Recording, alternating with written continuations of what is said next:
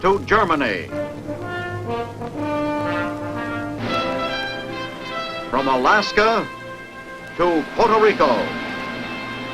All over the world, the United States Army is on the alert to defend our country, you, the American people, against aggression. This is the big picture. An official television report to the nation from the United States Army. Now, to show you part of the big picture, here is Sergeant Stuart Queen. Manning the sentry posts of democracy throughout the free world are units of the United States Army permanently stationed in overseas bases.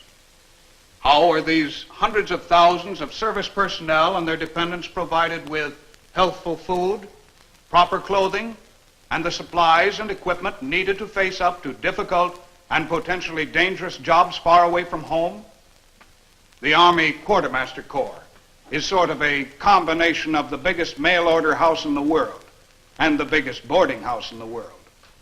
Today, we're going to take a look at how it's been doing its job for the United States Army in Europe. A sergeant and his family living in a U.S. Army housing development in Germany. Facilities for officers and non-coms are identical, and the Quartermaster Corps is responsible for supplying their food and household goods. Most of the men in our Army do not have wives and children with them overseas, but the QM's job, of course, covers everyone, and food is mighty important for men who are facing up to man-sized jobs. There has to be a continuous supply of food, the right amount, so there will always be enough, but nothing will be wasted. And a stock of the right sizes of the right kinds of clothing has to always be at the right place at the right time.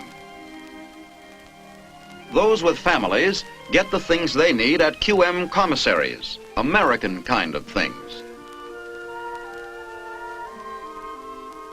And when the milkman comes around to the back door, here it happens to be the front door, even this is a kind of QM operation. Bread gets delivered too.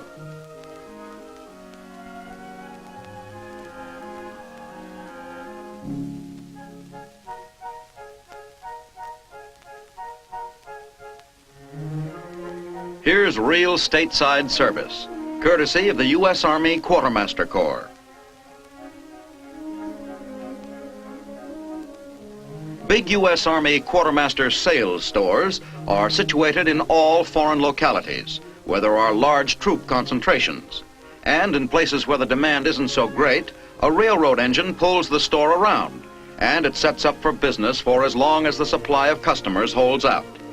The well-dressed soldier today must have a minimum of 125 pieces of clothing and equipment.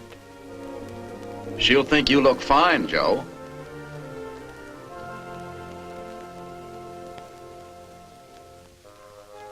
The man who's been overseeing the job of supplying all of the food, clothing, general supplies, and gasoline for our Army personnel in Western Europe is Major General William H. Middleswart, Quartermaster for USARER. Generally, our job is divided into two major parts. We provide quartermaster supplies and services for the United States Army in Germany and France, but primarily we must be prepared to support our forces in the event of war. This task involves supplying and servicing hundreds of casernes and troop detachments spread from Bordeaux to Berlin and from Bremerhaven to Berchtesgaden. The Gießen Depot, one of half a dozen big warehousing installations in Western Europe, which receive, store, and distribute 2 million tons of quartermaster supplies annually. Everything coming in, everything staying, everything going out. How much of everything there is on hand, how much has been requested. It can all be calculated with the wiggle of a forefinger by a cumulative system of punched-out machine record cards. The record system here at Gießen is the master control for the entire string of supply depots. Items of supply are ordered through procurement offices located in the major marketing centers of Europe. All centers are in continuous contact with each other by teletype network, so that everything can be purchased at the lowest competitive price. Here at a procurement center in Frankfurt, Germany, a QM draftsman draws up specifications for one of the numerous items that it's more economical to buy on the continent. Over 2/3 of the $143 million worth of subsistence items that our troops in Western Europe use each year are shipped in from the United States.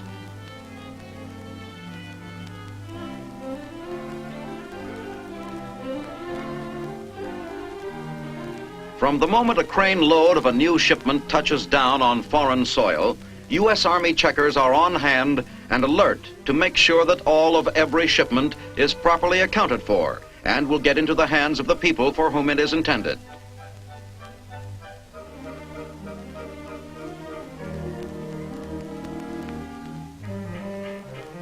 Once safely ashore, the transporting and warehousing that started months before in Chicago, New York, or perhaps even in the Canary Islands begins all over again.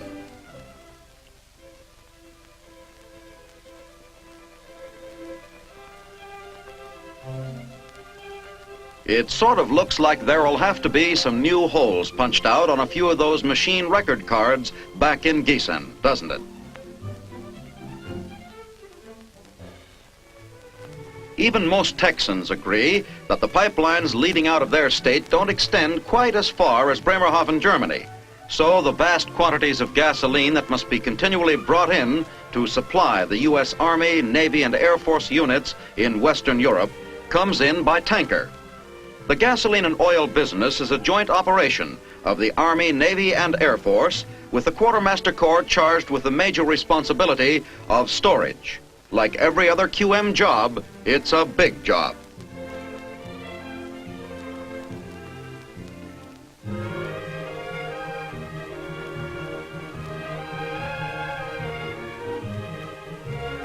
Roll out the barrel, we'll have a barrel of Class 3 supplies. That's what the folks in the Army Quartermaster Corps call the juice in these drums.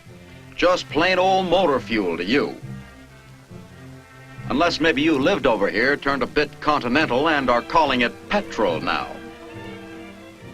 Whatever it is you want to call it, this much is sure. A modern army has to have a whale of a lot of this stuff.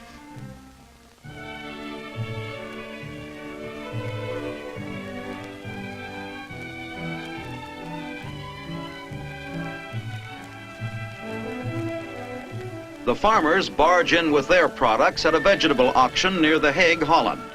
Just one of the dozens of buying centers throughout Europe where QM personnel are always on hand, checking for quality and bidding for price.